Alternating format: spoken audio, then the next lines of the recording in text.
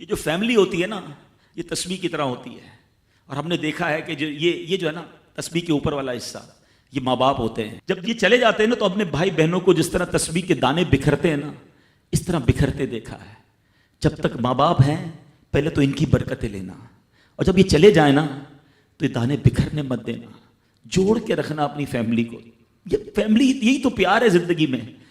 تھوڑے سے پیسوں کے لیے بھائی بہن لڑتے ہیں، جائیداد کے لیے بھائی بہن لڑتے ہیں، تھوڑے کاروبار کے لیے لڑتے ہیں. ارے قربان کر دو، کوئی بات نہیں، بھائی کو تھوڑا زیادہ چلا جائے، بہن کے میری بہن کے گھر میں ہی جا رہا ہے نا، یہ تیرا ہے، یہ میرا ہے، نہ کیا کرے.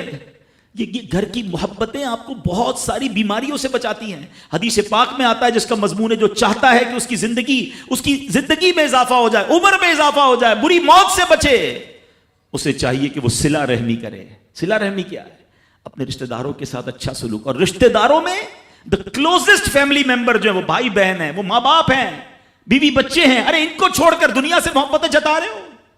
نہیں میرے پیارے اسلامی بھائیوں. تو اپنی بچیوں کے ساتھ اور اپنی بہنوں کے ساتھ بالخصوص اچھا سلوک کرنا. خوش نصیب ہے وہ بھائی جو بہنوں کا مان ہے، خوش نصیب ہے وہ جو والد جو اپنی بچیوں کے ساتھ اچھا برتاؤ کرتا ہے. بہنوں کی دعائیں بھائی کو بہت اوپر لے جاتی ہیں. خوش نصیب ہے وہ بھائی. اچھا ہمارے ایک اور نظام پتہ ہے کیا ہے کہ جب تک ماں باپ کے ساتھ رہ رہے ہیں تو چلے بھائی بہنوں میں پیار ہے. اب بھائی بہنوں میں شادی ہو گئی، سب کی شادیاں ہو گئیں اور ماں باپ چلے گئے، تو اب نارملی لوگ اپنی بہنوں کو اگنور کرتے ہیں. اب یار میں تو اپنی بیوی کو دیکھوں گا، اپنے بچوں کو دیکھوں گا، اپنی کمائی کو دیکھوں گا. نہیں، اب بھائی کا کام ہے کہ وہ والد کا کردار ادا کرے. بہنوں کو یہ احساس دلائے کہ تمہارے ماں باپ چلے گئے ہیں مگر تمہارے بھائی زندہ ہیں، ہر مشکل میں تمہارے بھائی تمہارے ساتھ کھڑے ہوں گے.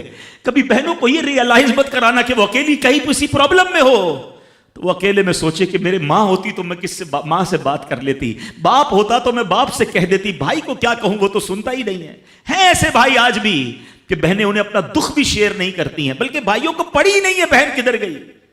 یہ مت کرنا. اگر تم اپنے ماں باپ کی روح خوش کرنا چاہتے ہو نا تو بھائی بہن جڑ کے رہو، بھائی بہنوں میں پیار رکھو. یہ پیسہ سب کچھ نہیں ہے. ارے جو کچھ میرے پاس ہے اگر میرا بھائی بہنوں پہ خرچ ہو جائے تو اس سے اچھی کیا چیز ہے.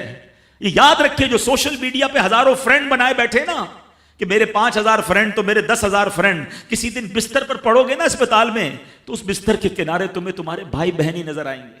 وہ سوشل میڈیا والا تمہارا جو سارے دن چیٹنگ جس کے ساتھ واٹس ایپ پہ لگے ہوئے ہو نا گروپ میں، کوئی نظر نہیں آئے گا. جب تمہارے گھر میں کوئی بچے کا پرابلم ہوگا، آدھی رات کو اگر تمہارے گھر کوئی آ کے تمہیں دلاسا دے گا تو تمہارے بھائی بہن ہوں گے. بہنوں کو حقیر نہ سمجھنا، یہ ان لوگوں کے لیے بھی درس ہے. اسلام جب نہیں آیا تھا نا تو بہنوں کے حقوق نہیں تھے، ان کو کوئی ورثے میں حق نہیں دیتا تھا، بہنوں کی شادیاں نہیں کرواتے تھے. مگر آج بھی کچھ قبائل سنا ہے ایسے ہیں، آج بھی بدبخت کچھ لوگ ایسے ہیں جو بہنوں کے حق دبا لیتے ہیں. ارے بہنیں تو غم گسار ہوتی ہیں، بہنیں تو بھائیوں کا مان ہوتی ہیں. ارے بہنیں ہوتی ہیں تو گھر میں رونق ہوتی ہے. ارے بہنوں کو عزت دیا کرو، بہنوں کو پیار دیا کرو. اللہ کے حبیب فرماتے ہیں ایسا بھی ہوا کہ کچھ لوگوں کی ماں باپ جلدی چلے گئے، اب بھائی پر بہنوں کا بوجھ ہے. ایک صحابی کے بارے میں آتا ہے ان کی 6 یا 7 بہنیں تھیں اور سبحان اللہ وہ اپنی بہنوں کو انہوں نے پالا، اپنی بہنوں کو باپ بن کر پالا. ان کے بالوں میں کنگھی بھی کرتے تھے. اور جب بہنوں کی شادیاں ہو گئیں، بہنیں بڑی ہو گئیں، اپنی شادی تاخیر سے کی اور شادی بھی کسی بیوہ سے کی.